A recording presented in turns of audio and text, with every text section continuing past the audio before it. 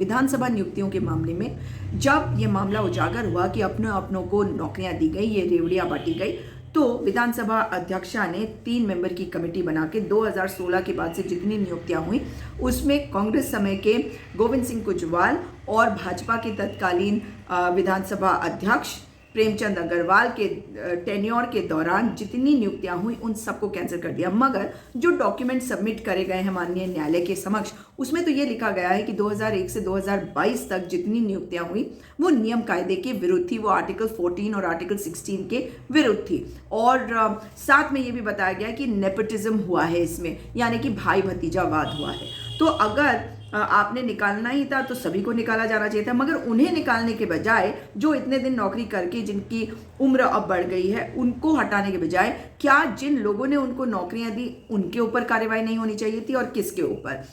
विधानसभा secretariat ने ये inform कर दिया था तत्कालीन विधानसभा अध्यक्ष प्रेमचंद अग्रवाल जी को कि वो ये नियुक्तियां नहीं कर सकते क्योंकि ये नियम कायदे विरुद्ध है।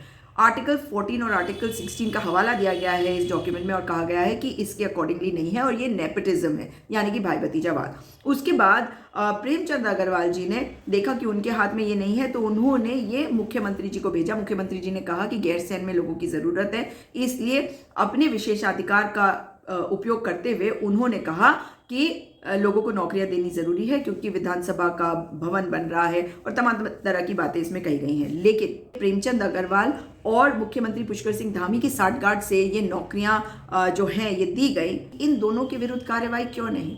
उनके विरुद्ध कार्रवाई क्यों जिनको नौकरियां मिली और जो कई साल से नौकरियां कर रहे हैं? सवाल ये उठता है कि इस्तीफा कब देंगे प्रेमचंद अग्रवाल और पुष्कर सिंह धामी जी? आप कब देंगे अपना इस्तीफा? नैतिकता के आधार पर नहीं, ये जो आपने कारनामा किया है इसके आधार पर और इसकी जिम्मेदारी लेते हुए, क्योंकि जो सरकार में होता है उसे जिम्मेदारी लेनी पड़ती है। और आपने निर्देश दिए थे कि नहीं इन लोगों को रखना है और गैरसैंण तो एक भी व्यक्ति नहीं गया। इस्तीफा दो प्रेमचंद अग्रवाल जी, इस्तीफा दो मुख्यमंत्री पुष्कर सिंह धामी जी।